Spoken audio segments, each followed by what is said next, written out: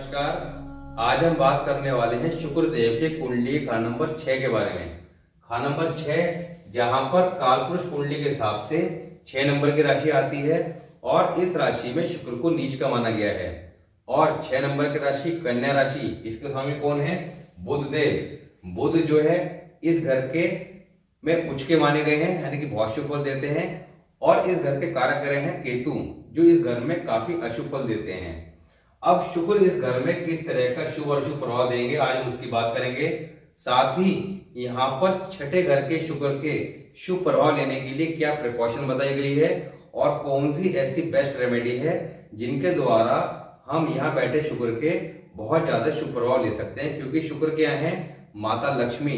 अगर कुंडली के अंदर शुक्र अच्छी कंडीशन में नहीं है तो पत्नी के हेल्थ पे इशू आएगा, दूसरा आपका ग्रस्त जीवन कहीं ना कहीं खराब होगा, और तीसरा धन की कमी देखने को निश्चित तौर पर मिलेगी। तो यहाँ पर शुक्र को कुंडली में ठीक रखना बहुत जरूरी है।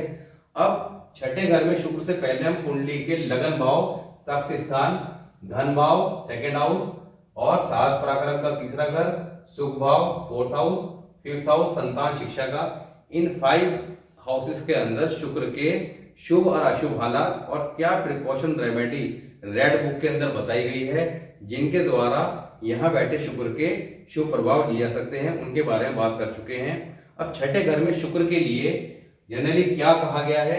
लल्लू करे कुवलिया रव सिंधिया पावे। इससे मतलब ये है कि अपनी शिक्षा की बजाय कोई और अजीब सा काम भी करे तो लाभ होगा। ऐसा व्यक्ति थोड़ा सा कई बार मूर्खों वाली काम कर लेता है अपने जीवन में, यानी कि ऐसा व्यक्ति कई बार बिना सोचे समझे किसी प्रकार का कोई भी काम शुरू कर देता है जो उसकी एजुकेशन से संबंधित नहीं होता। मतलब आदमी ने पढ़ाई करी है किसी और चीज की और काम करने बैठ गया उसके जस्ट अपोजिट, तो लोग कहेंगे कि क्या इसने बेवकूफ वाला काम किया। पर ऐसे व्यक्ति किसी भी तरह का कुछ अजीब गरीब काम भी करे जो लोगों की नजरों में अजीब व गरीब भी हो, पर यहाँ पर उसे किसी भी तरह के ऐसे काम से बरकत ही होगी, धन लाभ ही होगा।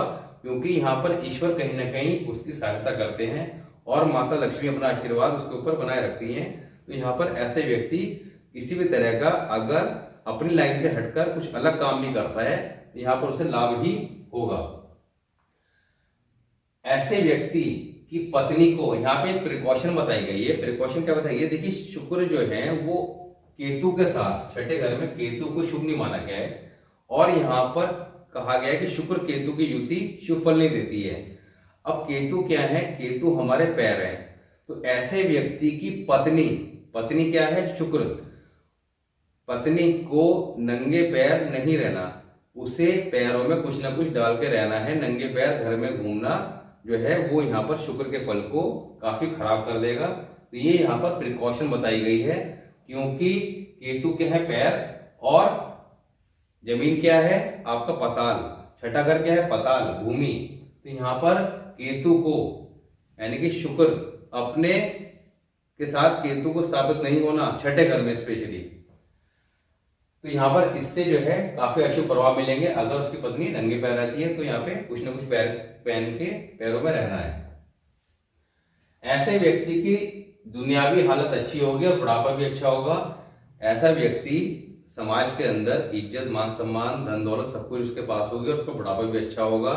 और यहाँ पर कहा गया है कि अगर वो चंद्र की रेमेडी, यानी कि चंद्र की रेमेडी क्या है?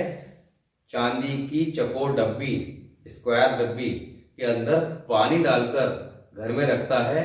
अब ये घर में कहाँ रखना है? आप अपने पूजा स्थान में रख सकते हैं, नॉर्थ ईस्ट डायरेक्शन, ईशान कोण में। या अगर पूजा घर वहां नहीं भी है तब भी आप ईशान कोण में रखें तो ज्यादा शुभ है। या कहीं भी रख सकते हैं, तिजोरी में भी रख सकते हैं। तो अगर आप ये रखते हैं तो यहाँ पर चंद्र का शुभ प्रभाव जितना ज्यादा होगा शुक्र उतना ही शुभ होता चला जाएगा। अब ऐसे व्यक्ति को शुक्र को जनरली शुक्र कुंडली के किसी भी हाउस में हो शुभ रखने के लिए एक तो अपने कैरेक्टर को ठीक रखना है, अपनी पत्नी का मान सम्मान करना है। जितना मान सम्मान करेगा उतनी धन दौलत की बरकत होती चली जाएगी। यहाँ पर अगर शुक्र मंदा है कुंडली में तो यहाँ पर आपको निशानी क्या देखने को मिलेगी कि ऐसे में शुक्र की कारक चीजें। अब शुक्र की कारक चीजें क्या हैं? जब कुंडली के प्रथम भाव में हमने शुक्र के बारे में बताया था कि किसी प्लैनेट के कुंडली के जब प्रथम भाव के बारे में हम बताते हैं तो वहां पर उसकी कारक चीजों को भी एक्सप्लेन करते हैं। जनरली कारक चीजें क्या हैं? गाय, बैल, कच्ची मिट्टी से बनी चीजें या कच्ची मिट्टी, साथ ही धन, क्योंकि शुक्र जो है सेकंड हाउस, कालपुरुष कुंडली के हिसाब से सेकंड हाउस के अंदर वृषभ राशि आती है, उसके मालिक हैं। और ये हमारा क्या है? धन भाव। तो धन, इन सब चीजों में अगर नुकसान देखने को मिले, यानी कि बैल की चोरी हो जाए, गाय की चोरी हो जाए, या मर जाए, घर में गाय बैल हो, या इसके अलावा आपका धन की चोरी हो जाए, धन का नुकसान हो जाए किसी भी कारण से, तो कहीं ना कहीं शुक्र के मंदे असर देखने को यहाँ मिलेंगे। कुंडली में आप ये एनालाइज कर सकते हैं कि शुक्र जो है वो मंदी हालत में है, तो वहां पर जो प्रिकॉशनल रेमेडी बताई थी वो करेंगे आप, तो यहाँ पर शुक्र को आप ठीक कर सकते हैं। इसके अलावा छठे घर में शुक्र जो है नीच का होता है और औलाद के संबंध में शुभ फल नहीं देता। ऐसे व्यक्ति की जनरली या तो औलाद होती नहीं है, और अगर होती है तो उसे किसी न किसी प्रकार की चिंता बनी रहती है और संबंध में औलाद से ठीक नहीं होते। 2, 8 बंदे या शत्रु सूर्य चंद्र राहु इनमें हो। अब सेकंड हाउस और 8th हाउस मंदे हो। मंदे कब होंगे? जब इनके अंदर कोई भी प्लैनेट बैठा हो और वो अशुभ हालत में हो। जैसा कि अभी तक हम बृहस्पति, सूर्य और चंद्र, इन तीन के कुंडली के 12th हाउसेस के बारे में बात कर चुके हैं। अब शुक्र का टॉपिक चल रहा है। अब जैसे शुक्र 6th हाउस के अंदर जनरली क्या कहा गया है? खराब कहा गया है। जब हमने फर्स्ट हाउस पे वीडियो बनाया था तो उसमें बताया था कि कुंडली के 12 ही घरों के अंदर शुक्र किन घरों में जनरली शुभ फल देते हैं और किन घरों में अशुभ माने गए हैं। अब 6th हाउस के अंदर जनरली अशुभ माने गए हैं, पर यहाँ पर हम शुभ हालात की बात कर रहे हैं, यानी कि कुछ हालात के अंदर कुछ कंडीशन में शुभ फल देते हैं और कुछ कंडीशन में अशुभ फल देते हैं। तो इसी तरह सेकेंड हाउस और 8th हाउस के अंदर कोई भी प्लैनेट बैठा है, वो प्लैनेट अगर अशुभ स्थिति में है, जैसे कि शुक्र की अब अशुभ स्थिति, इसके बाद बात करेंगे कि अशुभ हालत कब होगी, तो अशुभ हालत में है, ऐसी कंडीशन में दूसरा घर और 8वां घर जिसमें जो प्लैनेट अशुभ स्थिति में होगा वो मंदा हो जाएगा। तो वो मंदा हो, या इनमें शुक्र के दुश्मन राहु, चंद्र और सूर्य उनमें से कोई भी बैठे हुए हों, ऐसी हालत में शुक्र जो है बहुत अच्छी कंडीशन में आ जाएगा। अच्छी कंडीशन में क्या लिखा गया है कि यहाँ पर शुक्र जो है कुंडली के 12th हाउस का फल देगा, यानी कि 12th हाउस में शुक्र जो है वो बेस्ट कंडीशन में आ जाते हैं, यानी कि उच्च के हो जाते हैं, क्योंकि कालपुरुष के हिसाब से यहाँ 12 नंबर की राशि आती है और 12 नंबर की राशि में शुक्रदेव को उच्च का माना गया है। तो यहाँ पर शुक्र जो है 12 का उत्तम फल देंगे, बहुत अच्छी कंडीशन है, धन दौलत हर तरह की बरकत होगी ऐसे व्यक्ति को। बेशक राय दरबार मंदा हो, यानी कि ऐसे व्यक्ति को वैसे धन की किसी प्रकार की कमी नहीं होगी, पर सरकार से जो है वो लाभ नहीं होगा, सरकार संबंध में कुछ परेशानियां देखने को बेशक मिले, पर धन इत्यादि, ग्रस्त सुख, औलाद सुख, सब चीजों में कहीं ना कहीं आपका चीजें ठीक देखने को मिलेंगी। जब तक चंद्र कायम या उम्दा। अब चंद्र अगर कुंडली के अंदर कायम है या उम्दा है, चंद्र का टॉपिक हम डिस्कस कर चुके हैं। आपने अपनी कुंडली के अंदर चंद्रमा को देखना है कि अगर शुक्र 6th हाउस में है तो आपका चंद्र जो है वो किस हाउस में है। कुंडली के 12 ही घरों में किसी भी घर में हो, चंद्र अगर कायम हो, कायम की डेफिनेशन मैं आपको पहले बता चुका हूं कि जब कोई ग्रह अच्छे अपने घर में बैठा हो, मान लीजिए चंद्रमा जो है 2nd हाउस में है, वहां पे उच्च के होते हैं, और 4th हाउस उनका अपना घर है, घर के कारक भी हैं, या 1st हाउस में है, तो जिन घरों में वो अत्यधिक शुभ माने गए हैं, 3rd house, 5th house, in house के अंदर बैठकर उन पर किसी भी शत्रु ग्रह की दृष्टि प्रभाव ना आ रहा हो, तो ऐसे में वो ग्रह कायम कहलाएगा, यानी कि अपना फल पूरी तरह देने के लिए स्वतंत्र होगा, जो उसका बेस्ट फल बताया जा रहा है। अब ऐसे में चंद्रमा अगर कायम हो या उत्तम हो, अच्छी कंडीशन में हो, वही अच्छी कंडीशन कि कुंडली के अंदर आपने चंद्रमा के शुभ हालात और अशुभ हालात को चेक करना है। अगर अशुभ हालात की कोई कंडीशन अप्लाई नहीं हो रही है, चंद्रमा कुंडली में जहां ही बैठे हैं और शुभ हालात की कंडीशन अप्लाई हो रही है, तो चंद्रमा कुंडली के किसी भी हाउस में बैठ के शुभ फल देंगे। तो वहां पे चंद्रमा जो है आप इस तरह एनालाइज कर सकते हैं कि आपके चंद्रमा कहाँ पे हैं, किस हाउस में है, उस हाउस की वीडियो में जाके आप चेक कर सकते हैं। तो चंद्रमा अगर कायम हो या उत्तम हो, ऐसी कंडीशन में शुक्र कभी मंदा असर ना देगा। तो यहाँ पर आपने करना क्या है कि शुक्र अगर छठे घर में है तो पहले तो एक तो चांदी के डब्बे में पानी भर कर रखना, यानी कि चंद्र को ठीक करना। ये चंद्र आप ठीक कर लेंगे तो यहाँ पे शुक्र का फल ऑटोमेटिक ठीक होना शुरू हो जाएगा। प्रिकॉशन क्या है, पत्नी नंगे पैर ना रहे, कैरेक्टर ठीक रखें, पत्नी का मान सम्मान करें, तो निश्चित तौर पर आपको शुक्र के बहुत ज्यादा शुभ फल देखने को मिलेंगे। मंगल साथ या साथी, अब मंगल अगर 6th हाउस में शुक्र के साथ आ जाए तो बहुत ज्यादा शुभ रहेगा। या अगर साथी हो, साथी कब होगा, जब मंगल जो है शुक्र के घर में जाके बैठ जाए, क्योंकि ये साथी ग्रह का एक कॉन्सेप्ट है, ग्रामर का टॉपिक है। ये मैंने स्टार्टिंग की जो वीडियो बनाई है आपका क्लास 1, क्लास 2, क्लास 3, क्लास 4, 5, 6 की, उनमें आपका ग्रामर के कुछ इंपॉर्टेंट टॉपिक को डिस्कस किया था जिनका बार बार जिक्र आता है। तो वहां पे जाके आप उन वीडियोस में चेक कर सकते हैं कि साथी ग्रह किसे बोलते हैं। अब साथी ग्रह के शॉर्ट में बता देता हूं कि जब दो ग्रह आपस में एक दूसरे के घर में अदल बदल के बैठ जाएं, वैदिक एस्ट्रोलॉजी के अंदर इसे राशि परिवर्तन योग बोलते हैं। यहाँ पर बेशक वो ग्रह आपस में दुश्मनी क्यों ना हो, पर अब वो एक दूसरे को सहायता करेंगे। तो यहाँ पर मंगल जो है बेसिकली, जो फर्स्ट हाउस की वीडियो में बताया था कि मंगल के शुक्र के सॉरी आपका शत्रु ग्रह कौन से हैं और दोस्त कौन से हैं, तो उनमें मंगल जो है वो सन की कैटेगरी में थे कि ना तो शत्रु हैं और ना ही आपका मित्र हैं। तो अब मंगल अगर इनके साथ बैठे हों, क्योंकि छठे घर के अंदर मंगल को बहुत शुभ माना गया है। छठे घर में जब मंगल होते हैं तो सूर्य कुंडली के अंदर कहीं भी हो उसे वो उच्च का कर देते हैं। तो सूर्य कुंडली में कैसी भी स्थिति में हो, बेशक आपकी कुंडली में सूर्य देखने में नीच का हो, आप कहेंगे सूर्य बहुत खराब है, पर मंगल 6th हाउस में या केतु 1st हाउस में है, ऐसी कंडीशन में सूर्य जो है निश्चित तौर पर बहुत ज्यादा शुभ प्रभाव देंगे ऐसे व्यक्ति को। तो यहाँ पर मंगल साथ हो या साथी हो, यानी 7वें घर में हो या 2nd हाउस में, ऐसी कंडीशन में उम्दा जिंदगी यानी कि बहुत अच्छी कंडीशन, मगर शुक्र का जाति असर, अब शुक्र का जाति असर राहु केतु की हालत पे होगा, यानी कि ऐसे व्यक्ति के पास उम्दा जिंदगी यानी कि सब कुछ होगा, उसके पास धन दौलत काम धंधा सब कुछ बहुत बढ़िया, पर शुक्र का जाति असर यानी शुक्र का जो अपना असर है, यानी कि उसकी गृहस्थी और पत्नी के संबंध में शुक्र जिन जो कारक है उसका जो असर है वो राहु केतु की हालत पे होगा। क्यों होगा, अब राहु केतु कहां से आ गए, जैसा कि मैंने आपको पिछले 2-3 वीडियो में बार बार एक बात का जिक्र कर रहा हूं कि मसनूई प्लानेट का टॉपिक मैं पहले वीडियो बना चुका हूं, ग्रामर का टॉपिक है, बहुत ज्यादा मोस्ट इंपॉर्टेंट टॉपिक है। ये टॉपिक आपको हर प्लानेट की स्थिति को समझने में बहुत ज्यादा हेल्प करेगा, क्योंकि आपकी कुंडली में कोई भी ग्रह उच्च का हो या नीच का हो, हम लोग हमेशा इसी भ्रम में रहते हैं कि मेरे तो 4 ग्रह उच्च के हैं और मैं जीवन में बहुत ज्यादा कुछ सफलता पाऊंगा, पर पता लगा कि 40-45 के ऊपर कुछ भी नहीं मिला। तो तब मन में क्वेश्चन आता है कि एस्ट्रोलॉजी में प्रॉब्लम है या सामने वाले जिससे हमने कुंडली दिखाई थी उसने बताया सही नहीं, या हमने जो वीडियो देखी थी यूट्यूब पे उसमें कुछ गलत बताया गया। ऐसा नहीं है, बेसिकली चीजों को जोड़ना आना चाहिए, उन्हें पकड़ना कैसे है ये आना चाहिए, कितनी गहराई में जाके आप पॉइंट टू पॉइंट पकड़ पाते हैं, तो वो चीजें ही तभी जाके आपको रिजल्ट देती हैं। अब अगर आप कुंडली के अंदर शुक्र को एनालाइज कर रहे हैं तो राहु केतु को एनालाइज करना बहुत जरूरी है। कुंडली के अंदर राहु केतु शुक्र के मसनूई प्लैनेट हैं।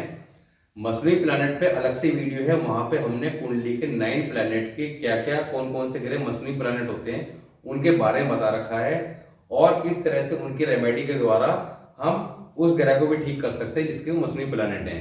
अब शुक्र के मसनूई प्लैनेट हैं राहु केतु। अब राहु केतु कुंडली में अगर अच्छी कंडीशन में है, ऐसे में निश्चित तौर पर शुक्र जो है बहुत ज्यादा शुभ स्थिति में आ जाएंगे, यानी गृहस्थी का सुख पत्नी का सुख बहुत ज्यादा उत्तम श्रेणी का हो जाएगा। यहाँ पर मंगल साथ होगा तो धन के संबंध में कोई दिक्कत नहीं, भाइयों से लाभ होगा, सारी चीजें होंगी, पर पत्नी के बारे में या ग्रह सुख के बारे में आपको राहु केतु को कंसिडर करना पड़ेगा। सूर्य या बृहस्पति 2nd हाउस या 6th हाउस, यानी कि शुक्र के साथ हो या आपका 2nd हाउस में हो, 2nd हाउस में बैठे होंगे तो क्या होगा, दृष्टि डालेंगे, क्योंकि 2nd हाउस की दृष्टि कहाँ आती है, 6th हाउस पे। दृष्टि का टॉपिक भी मैं करा चुका हूं ग्रामर की इसमें, तो उस पर बिल्कुल सेपरेट अलग से वीडियो थी, क्योंकि जो हमारी वैदिक एस्ट्रोलॉजी के अंदर एस्पेक्ट है दृष्टि है वो क्या है, कोई ग्रह 4th हाउस में, कोई ग्रह 10th हाउस में, तो 10th का देखता है 4th को, 4th का देखता है 10th को। यहाँ बैठा ग्रह इसे देखेगा, यहाँ बैठा ग्रह इसे देखेगा, तो सब ग्रह एक दूसरे को आमने सामने देखते हैं। बाकी शनि की तीसरी और 10वीं दृष्टि अलग से कही गई है, बृहस्पति की 5वीं 9वीं और मंगल की 4th और 8th जो है, इस तरह 3 दृष्टि इनकी कही गई है, बाकी सबकी सिंगल सिंगल। पर रेड बुक के अंदर बिल्कुल ये कॉन्सेप्ट डिफरेंट है। यहाँ पर 4th हाउस में बैठा प्लैनेट 10th हाउस में बैठे प्लैनेट को देख सकता है, पर 10th हाउस का 4th हाउस में बैठे प्लैनेट को नहीं देख सकता। ये आपको थोड़ा सा अजीब लगेगा, क्योंकि जो लोग वैदिक एस्ट्रोलॉजी को जानते हैं उन्हें सब चीजें बड़ी अजीब सी लगती हैं, पर बहुत ज्यादा इफेक्टिव हैं, क्योंकि मैंने सब चीजें को प्रैक्टिकली करके देखा है। उसके बाद ही रेड बुक को मैंने आपका कंसिडर किया है, ऐसे ही इन चीजों पे नहीं किया है। पिछले ये समझ लीजिए कि 8-10 साल से रेड बुक पे रिसर्च चल रही थी, वैदिक एस्ट्रोलॉजी पे रिसर्च चल रही थी, पर जीवन में पाया कि रेड बुक जो है अपने आप में एक यूनिक कॉन्सेप्ट है, और जो हमारी प्रॉब्लम है उन्हें ठीक करने में बहुत ज्यादा इफेक्टिव रेमेडी, एक कह लीजिए कि रामबाण रेमेडी जो है वो बताती है। पर उन रेमेडी को हमें करना आना चाहिए, कैसे करनी है, कब करनी है, कौन से प्लैनेट को ठीक है। अब मान लें शुक्र किसी का 6ठे घर में हो, 6ठे घर में शुक्र की रेमेडी ढूंढते रहेंगे, तो 6ठे घर में शुक्र को ठीक रखने के लिए केवल 6th हाउस के शुक्र की रेमेडी ढूंढनी है। वहां पर उसके मसनई प्लैनेट राहु केतु को ठीक रखना है, राहु केतु की रेमेडी करनी है। जो भी कुंडली में खराब है, दोनों खराब है दोनों ही करनी है, एक खराब है तो एक ही करनी है। इसके अलावा चंद्रमा को कुंडली में ठीक रखना है, चंद्रमा की रेमेडी करनी है, तो शुक्र के फल ऑटोमेटिक ठीक मिलेंगे। तो इन चीजों को गहराई से समझना बहुत जरूरी है। पर निश्चित तौर पर आपको जब लगातार आप वीडियो देखते रहेंगे तो आप बेशक चाहे कोई नोट्स वगैरह ना बनाएं, पर इस बात की गारंटी है कि मैं चीजों को बार बार घुमा फिरा के इस तरह से बताऊंगा कि आपको एक एक चीज दिमाग में बैठ जाएगी और आप चीजों को बड़ी इजीली जो है एनालाइज करने लगेंगे। अब राहु केतु का बता दिए यहाँ पे। अब सूर्य या बृहस्पति सेकंड हाउस या 6th हाउस, दूसरे घर में हो या 6ठे घर में। अगर दूसरे घर में तब भी वही बात आएगी कि यहाँ से दृष्टि आएगी 6ठे घर पे और साथ बैठे हो तब भी वही बात है। और 12वें घर में कहा कोई ग्रह ना हो, कोई ना कोई ग्रह हो। अब 12वां घर क्या है, 6ठे घर से दृष्टि जाती है 12th हाउस पे, यानी कि शुक्र की दृष्टि में कोई ना कोई ग्रह हो, शुक्र जो है सोया हुआ ना हो। सोए हुए ग्रह का कॉन्सेप्ट फिर अलग है, वो भी ग्रामर के टॉपिक है, तो वो भी आपको वहां जाके ही समझना होगा। तो यहाँ पर शुक्र की दृष्टि में कोई ना कोई ग्रह, कोई भी ग्रह पर हो जरूर यहाँ 12th हाउस में, साथ ही दूसरे या 6ठे घर में सूर्य बृहस्पति हो, तब क्या कहा है, खूब दौलतमंद होगा, धन दौलत बेइंतहा होगी, करोड़पति होगा, निश्चित तौर पर बहुत ज्यादा पैसा ऐसे व्यक्ति के पास होगा, मगर औलाद निकम्मी ही होगी। आप देखिएगा, चेक कीजिएगा अपने आसपास, अगर कोई ऐसी हॉरोस्कोप मिलती है और ये योग आपको देखने में मिलता है, तो ऐसे व्यक्ति के पास सब कुछ होगा, बढ़िया घर बार दौलत काम धंधा सब कुछ बहुत बढ़िया होगा, पैसा खूब होगा, पर औलाद ऐसे व्यक्ति की निकम्मी होगी, उसका कहना नहीं मानती होगी और कहीं ना कहीं वो अपनी औलाद को लेके परेशान होगा। शुक्र 6ठे वाले के लिए बेहतर होगा कि वो जिससे शादी करे। अब यहाँ पर 6ठे घर के शुक्र के लिए एक और प्रिकॉशन है। अब देखिए प्रिकॉशन जो है वो बहुत ज्यादा इंपॉर्टेंट है, यही इसलिए बार बार कहते हैं कि एस्ट्रोलॉजी का अगर आपको प्रॉपर नॉलेज हो गई तो आप अपने परिवार के, कम से कम अपने परिवार के जो हॉरोस्कोप है उन्हें आप एनालाइज करके और जो प्रिकॉशन बताई जा रही है उन प्रिकॉशन को अगर थोड़ा फॉलो करते हैं तो कभी किसी बड़ी समस्या का सामना जल्दी से करना नहीं पड़ेगा। और अगर आती भी है तो जो स्पेसिफिक रेमेडी बताई जाती है, रेमेडी का अभी हमने स्टैंडर्ड रेमेडी का चैप्टर ले चुके हैं, उस पर अलग से वीडियो बनाई थी स्टैंडर्ड रेमेडी के नाम से, कि जब आपको सिम्टम्स दिखाई दे कि 9 प्लैनेट किस तरह का बैड इफेक्ट दे रहे हैं और वो आपको अपने जीवन में इस तरह की चीजें होती हुई दिखाई दें, तो वहां जाकर आप उस प्लैनेट से संबंधित रेमेडी कर सकते हैं। वहां पे पूरा डिटेल में बताया कि रेमेडी कब करनी है, कैसे करनी है, कितने दिन करनी है। पर रेमेडी जो है वो एक बहुत बड़ा टॉपिक है, उस पे अभी जो प्रॉपर वीडियो आना है वो आएगा, जल्दी आएगा, और उसके अंदर हम प्रॉपर रेमेडी के बारे में पूरा डिटेल में बात करेंगे कि कुंडली के अंदर किस ग्रह की किस तरह से उसे ठीक करना है और कैसे उसके शुभ प्रभाव लेने हैं और किस तरह से हम कुंडली के 9 प्लैनेट को पॉजिटिव करके उनके शुभ प्रभाव लेके अपने जीवन में सब चीजें प्राप्त कर सकते हैं और निश्चित तौर पर कर सकते हैं, पर करना आना चाहिए। और बाद में जब हम लोग कुंडली को एनालाइज करना सीखेंगे तो एक चीज और, कुछ लोगों के मन में क्वेश्चन रहता है कि हमारी कुंडली के अंदर आपका शुक्र जो है वो आपका इस घर में उच्च का है या आपका यहाँ पे 12 नंबर की राशि में, यानी कि वैदिक एस्ट्रोलॉजी के अकॉर्डिंग वो आपका उच्च का जो है बैठ रहा है, यानी यहाँ 12 नंबर की राशि है तो वो उच्च का कहेंगे, पर हम कह रहे हैं कि वो नीच का है। पर उस कंडीशन में जब वो 12 नंबर की राशि में छठे घर में होगा तब किस तरह का फल देगा, तो वैदिक एस्ट्रोलॉजी को मिक्स करके और रेड बुक के साथ कंबाइन करके फिर हम कैसे एनालाइज करें, तो ये सब चीजें भी बात करी जाएगी। थोड़ा सा अभी समय लग रहा है क्योंकि कोशिश की जा रही है कि डेली की डेली वीडियो अपलोड की जाए और हर चीज का एक समय है। जल्दी हम लोग कुंडली एनालाइज करना भी सीखेंगे और प्रॉपर 2 प्लैनेट, 3 प्लैनेट, 4 प्लैनेट, 5, 6, 7 सब कॉम्बिनेशन उनके किस तरह से क्या इफेक्ट देखने, सब चीजें के बारे में बात की जाएगी। तो यहाँ पर कहा गया है कि शुक्र 6 हाउस वाले के लिए एक उसे प्रिकॉशन रखनी है कि उसे ऐसे लाइफ पार्टनर से शादी करनी है, लड़का हो तो लड़की के बारे में बात हो रही है और लड़की हो तो लड़के, यानी कि उस लड़का लड़की कोई भी हो उसका लाइफ पार्टनर अपने परिवार में अकेला ना हो, यानी कि उसके कोई ना कोई भाई बहन जरूर हो, क्योंकि अगर वो अकेला होगा तो यहाँ पर कहीं ना कहीं मंगल का बैड इफेक्ट होगा और जब मंगल का बैड इफेक्ट होगा तो यहाँ पर शुक्र जो है वो अशुभ प्रभाव देगा। तो ऐसे व्यक्ति को ऐसे बंदे से शादी करनी चाहिए जिसके भाई बहन जरूर हो। तो ऐसे में मंगल की मदद यहाँ पे मिल जाएगी छठे घर के शुक्र को। शुक्र क्या है, लाइफ पार्टनर है, तो मदद मिलेगी। तो कहा गया है पहले आपको बताया कि मंगल साथ या साथी, यहाँ मंगल का साथ या साथी वाला कॉन्सेप्ट अप्लाई हो जाएगा और उम्दा जिंदगी यानी कि बहुत ज्यादा शुभ प्रभाव देखने को मिलेंगे। तो ये एक प्रिकॉशन है, ये आपको करनी चाहिए। तो ये बात करी हमने शुभ हालात के बारे में। अब बात करते हैं अशुभ हालात के बारे में। मंदी हालत में खाना नंबर 6-7 में कोई भी ग्रह हो, बृहस्पति और मंगल को छोड़कर, खाना नंबर 6 जहां शुक्र बैठे हैं और खाना नंबर 7 जो शुक्र का अपना घर है, वहां पर कोई भी ग्रह हो मंगल और बृहस्पति को छोड़कर, ऐसे में दोनों ग्रह का फल खराब होगा। यानी कि खाना नंबर 7 में जो ग्रह बैठा होगा उसका फल पूरी तरह खराब होगा जिन चीजों का वो कारक है, और साथ ही शुक्र का फल भी खराब होगा। यहाँ पर उपाय क्या करना है, यहाँ पर ठोस चांदी घर में रखना इस जहर को दूर करेगा, यानी कि इस खराब होने वाले फल को ठीक करेगा।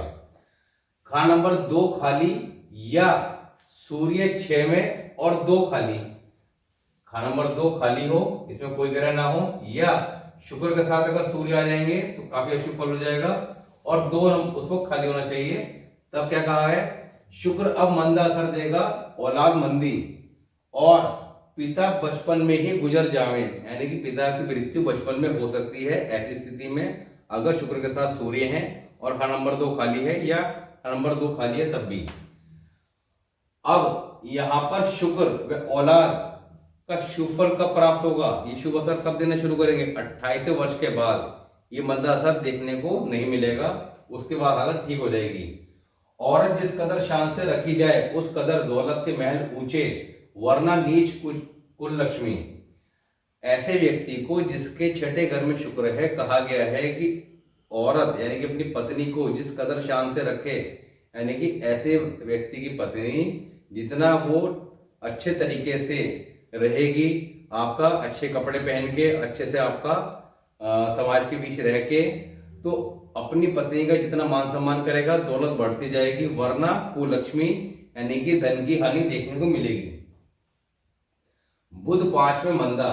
अब 5वें घर के अंदर बुध जो है आपका अगर मंदी स्थिति में हो, जैसे हम यहाँ बात कर रहे हैं मंदी हालत और शुभ हालत के बारे में, इसी तरह बुध जब 5वें घर में मंदी हालत में हो, जब बुध का टॉपिक आएगा एग्जैक्टली तब क्लियर होगा। तो बुध अगर मंदा है 5वें घर में, तब 3, 4, 7, 9 के सब ग्रहों का हाल मंदा। 3, 4, 7, 9 में जो भी ग्रह बैठा होगा उन सबके हालात खराब होंगे, उनका फल खराब होगा। मगर बुध जब वर्षफल में नंबर 1 में आ जाए, वर्षफल क्या है, जो आपके जन्म तिथि से शुरू होकर आपके अगले जन्मदिन तक आता है वो वर्षफल होता है। तो वर्षफल के अंदर हर प्लैनेट मूव करते हैं, अलग अलग हाउसेस के अंदर आपका आते हैं। तो ऐसे में जब बुध खाना नंबर 1 में आ जाएगा तब ये जो खराब फल बताया जा रहा है कि 3, 4, 7, 9 का में बैठे ग्रह का असर खराब होगा, ये असर तब खराब नहीं होगा जब बुध नंबर 1 में आ जाएगा। केतु 7 और बृहस्पति 12। अब शुक्र के साथ केतु को खराब बताया गया है और अगर बृहस्पति 12 में है तो ऐसे में क्या होगा, केतु का फल खराब होगा, शुक्र का फल खराब होगा और 6th हाउस से दृष्टि जाती है 12th हाउस के बृहस्पति पर।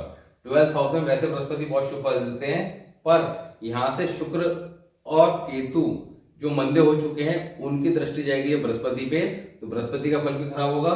क्या कहा गया है, सभी घरों का मंदा असर, क्योंकि बृहस्पति जब खराब हो जाएंगे और शुक्र खराब हो जाएंगे, केतु खराब हो जाएंगे, तो सभी घरों का मंदा असर, क्योंकि बृहस्पति किस्मत के कारक है। तो ऐसे व्यक्ति को जीवन में दुख, परेशानी और मंदी किस्मत की मार झेलनी पड़ेगी।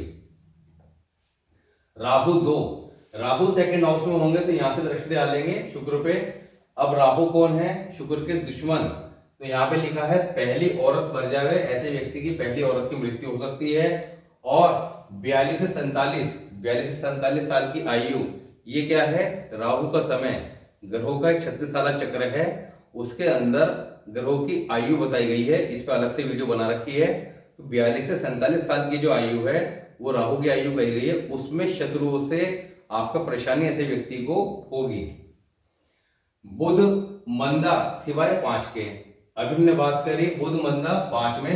अब 5 को छोड़कर बुध कुंडली के किसी भी हाउस में हो, खाना नंबर 5 को छोड़कर बुध कुंडली किसी भी हाउस में मंदी हालत में हो, खराब स्थिति में हो, तब क्या कहा है, सेहत मंदी, सेहत खराब होगी। किसकी सेहत खराब होगी, दिए गए खाना नंबर का फल बर्बाद होगा। यहाँ पे खाना नंबर दे रखे हैं, उनका फल बर्बाद होगा। ऐसे में खाना नंबर 1 का ग्रह मदद देगा। अगर कुंडली के लगन भाव में कोई ग्रह बैठा है, शुक्र 6 में है, कुंडली बुध किसी भी स्थिति में खराब है 5 नंबर को छोड़कर, ऐसे में खाना नंबर 1 में जो ग्रह बैठा है उसको कायम रखना है, वो मदद देगा। या बुध वर्ष फल के अंदर जब खाना नंबर 1 में आ जाएगा तो ये मंदे असर दूर हो जाएंगे। पर बुध अगर कुंडली के किसी भी हाउस में मंदा है शुक्र 6 के समय, खाना नंबर 5 को छोड़कर, तो किस हाउस में किस तरह का मंदा असर देगा। खाना नंबर 9 के अंदर अगर बुध बैठा है तो बुजुर्गी खानदान, क्योंकि बृहस्पति का घर है, बृहस्पति को खराब करेगा, बुजुर्गी खानदान मंदा असर देगा। नंबर 3 में बैठा है तो आपका लिखा है भाई बंद। खाना नंबर 3 किसका है, हमारे भाई बहन की स्थिति के बारे में बताता है, तो उसका असर मंदा करेगा, मंगल को खराब करेगा। खाना नंबर 4 माता में माता खानदान, यहाँ बैठ के चंद्र के फल को बर्बाद करेगा।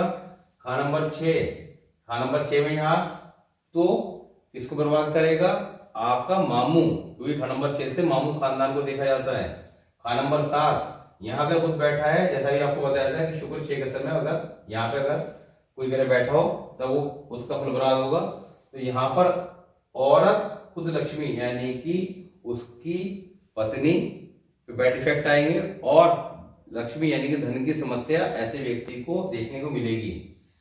खाना नंबर 10 में अगर बुध बैठे हैं तो उम्र पिता की उम्र पे बैड इफेक्ट आएगा। 11 खाना नंबर 11 के अंदर ये हमारा क्या है, आय का घर, आमंदन यानी कि आदमी के सोर्स ऑफ इनकम पे बैड इफेक्ट देगा। और खाना नंबर 12 रात का सुख, 12 क्या है, रात का सुख। अगर 12वें घर में बुध है तो रात का सुख यानी कि हमारे हेय सुख और रात का सुख, इस पे जो है वो बैड इफेक्ट देगा। नेक्स्ट है बुध 8।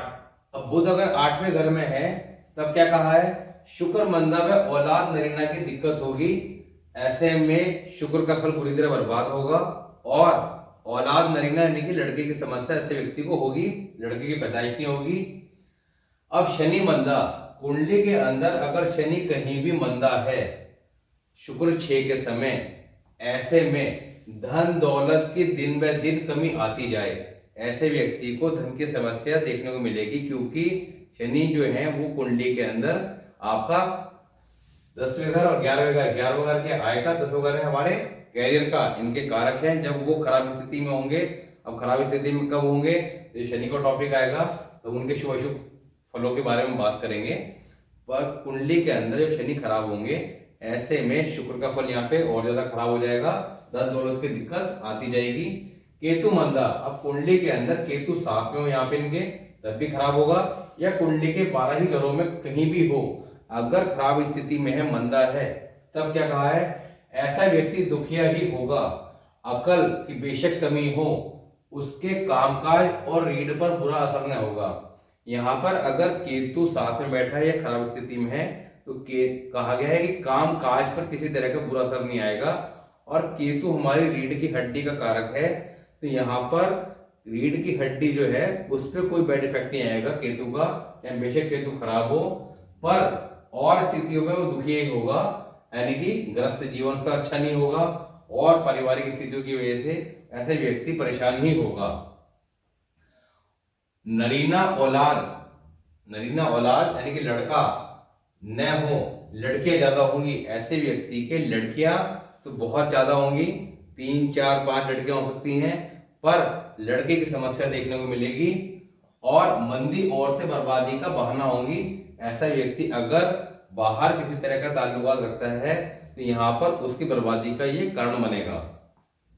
उपाय, अब यहाँ पर अगर औलाद की समस्या आ रही है, लड़का नहीं हो रहा है, तब यहाँ पर उपाय क्या बताया गया है, ऐसे व्यक्ति को जिसके टेवे में कुंडली में शुक्र का नंबर 6 में है, और अगर औलाद की समस्या आ रही है, और स्पेशली लड़के को लेके वो परेशान है कि लड़का नहीं हो रहा है, तब यहाँ पर कहा गया है कि ऐसे व्यक्ति को अपने गुप्तांग को मंगल की आशा क्या है, पोटेशियम परमैंगनेट या सौंफ का पानी, या डॉक्टर से एडवाइस करके इस तरह की उसी वॉशिंग जो आपका चीज होती है जो रेड कलर की हो, उसके अंदर मंगल का कलर ऐड हो, तो रेड कलर की कोई मेडिसिन से अगर आप वॉश करते हैं, तो यहाँ पर मंगल जो है वो शुक्र को सपोर्ट करेगा, और लड़का या औलाद होने के योग जो है वो बन जाएंगे। जो खराब असर है ये देखने को नहीं मिलेगा, इसका असर खत्म हो जाएगा। शुक्र सोया या मंदा, अब शुक्र सोया कब होगा, जब सेकंड हाउस के अंदर कोई ग्रह नहीं होगा, तब यहाँ पर शुक्र सोया होगा। सॉरी, सेकंड हाउस नहीं, आपका 12th हाउस में कोई ग्रह नहीं होगा, तो शुक्र सोया होगा, क्योंकि 6th हाउस की दृष्टि जाती है 12th हाउस पे। या मंदा अगर खराब है, जैसे कि और स्थिति बताई है, नर औलाद जब कभी होवे, अगर शुक्र जो है उसकी दृष्टि 12 अगर खाली है, और शुक्र की जो खराब हालत बताई है इनमें से कोई अप्लाई हो रही है, और यहाँ पे आप कोई रेमेडी भी करते हैं, और अगर उसके लड़का होता है, तो ऐसे में दूसरी संतान जो है वो जनरली 12 वर्ष बाद होगी उस बच्चे के होने के बाद।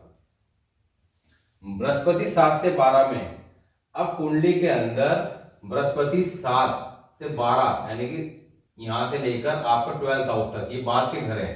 देखिए कुंडली के अंदर पहले के घर और बाद के घर का एक कॉन्सेप्ट है। पहले के घर होते हैं आपका 1st हाउस से लेकर 6th हाउस तक, और बाद के घर होते हैं 7th हाउस से लेकर 12th हाउस तक।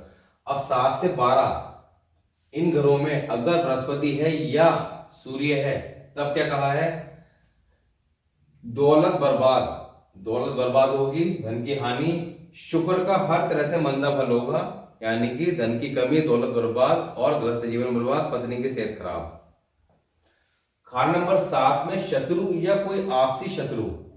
अब खाना नंबर 7 के अंदर शुक्र के शत्रु ग्रह सूर्य, बृहस्पति, आपका राहु, चंद्र ये बैठे हों, या कोई दो ऐसे प्लैनेट में, 2 या 2 से ज्यादा, जो आपस में शत्रु हों। ग्रहों की शत्रुता मित्रता का चार्ट जो है वो स्टार्टिंग की वीडियो में हमने डिटेल में बता रखा है, पूरा चार्ट दे रखा है, वहां जाके आप समझ सकते हैं। तो कोई 2 या 2 से ज्यादा ग्रह जो आपस में शत्रु हैं, वो अगर 7वें ग्रह बैठे हैं, या शुक्र का शत्रु ग्रह अगर 7वें ग्रह बैठे हैं, तब जो काम करे मंदे नतीजे, अकल खराब होगी। ऐसा व्यक्ति कोई भी काम करेगा उसमें उसे नुकसान ही झेलना पड़ेगा, कोई सफलता नहीं मिलेगी, और अकल ऐसे व्यक्ति की खराब कही गई है। बृहस्पति सूर्य चंद्र का फल भी मंदा होगा। यहाँ पर कुंडली के अंदर बृहस्पति सूर्य चंद्र का फल भी, असर भी जो है वो खराब देखने को मिलेगा। इनसे संबंधित कारक चीजों के कारक है, उनके असर भी मंदे देखने को मिलेंगे। अब यहाँ पे हमने बात करी है आपका मंदी और अशुभ हालात के बारे में, अब यहाँ पे हमने कुछ प्रिकॉशन और रेमेडी बता भी दी है। बाकी फाइनली अब क्या क्या प्रिकॉशन और रेमेडी करनी है उसे समझ लेते हैं। उपाय में क्या लिखा है, औरत का नंगे पांव रहना औलाद की किल्लत देगा। ऐसे व्यक्ति की औरत को, पत्नी को नंगे पांव अगर रहती है तो औलाद की समस्या देखने को डेफिनेटली मिलेगी। तो यहाँ पर प्रिकॉशन है कि नंगे पांव नहीं रहना है। सेकंड, औरत के बालों में सोना कायम करना यानी कि बृहस्पति को कायम करना औलाद व धन की समस्या में मददगार होगा। तो ऐसे व्यक्ति की पत्नी को अपने बालों में आपका सोना कायम करना है, यानी कि सोने का कोई क्लिप लगा सकते हैं, सोने की कोई तार, कुछ भी चीज आप सोने की इस्तेमाल कर सकते हैं जो बालों में लगाई जा सके। वो अगर परमानेंट रेगुलर वे में लगाते हैं तो यहाँ पर आपका धन की समस्या दूर होगी और औलाद की जो समस्या आ रही है वो दूर हो जाएगी। यहाँ पे अगर सोना नहीं है तो यहाँ पर आप पीले रंग का धागा जो पूजा सामग्री के स्थान में मिलता है, पीले रंग का रेशमी धागा आता है गले में पहनने वाला, वो भी इस्तेमाल कर सकते हैं, पर अगर सोना करें तो ज्यादा अच्छा है। थर्ड क्या है, पेशाब गाह को दही से धोते रहना उत्तम मुबारक होगा। यहाँ पर जो आपका गुप्तांग है उसे दही से धोते रहना ये आपका उत्तम व मुबारक कहा गया है। माता पिता, अब यहाँ पर एक और चीज बताई गई है कि अगर इस तरह का योग, छठे घर में शुक्र का योग आप देखते हैं तो ऐसे में शादी के वक्त जिसके 6th हाउस में शुक्र है उसके माता पिता संकल्प लेके सोने के 2 टुकड़े उसे दे दें तो और वो उसे जिंदगी भर अपने पास रखे, तो ऐसे में जिंदगी में उसे औलाद से संबंधित कोई भी समस्या नहीं आएगी, क्योंकि छठे घर में शुक्र जो है वो औलाद से रिलेटेड प्रॉब्लम देंगे, धन दौलत कितना दे लें पर औलाद की समस्या तो देखने को मिलेगी। तो यहाँ पर अगर ये कर लेते हैं तो औलाद की समस्या जो आ रही है वो नहीं आएगी। तो यहाँ पर आज हमने बात करी शुक्र छठे घर की मंदी और अशुभ शुभ हालत के बारे में। नेक्स्ट वीडियो में बात करेंगे शुक्र 7th हाउस जो शुक्र का अपना घर है और इस घर के अंदर वो बहुत ज्यादा शुभ माने गए हैं। तो 7th हाउस में शुक्र किस तरह का शुभ प्रभाव देंगे और क्या वहां पे अशुभ प्रभाव भी दे सकते हैं, इसके बारे में चर्चा करेंगे और रेमेडी बताएंगे। मिलते हैं नेक्स्ट वीडियो में।